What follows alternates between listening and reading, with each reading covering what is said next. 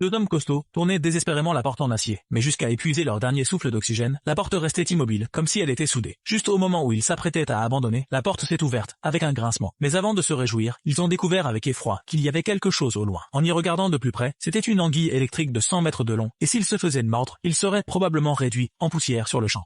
Les deux hommes accélèrent leur mouvement, et, après avoir évité la première attaque de l'anguille électrique, ils utilisent toute leur force, car une seconde de plus, et ils mourraient asphyxiés.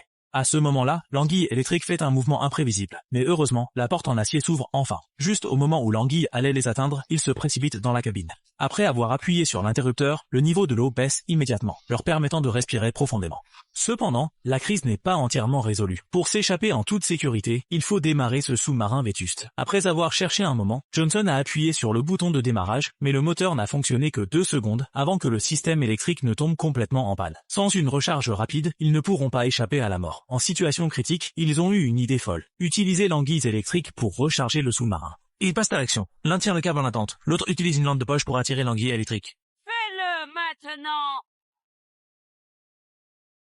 En effet, cette astuce a été très efficace. En quelques secondes à peine, le système électrique était complètement chargé.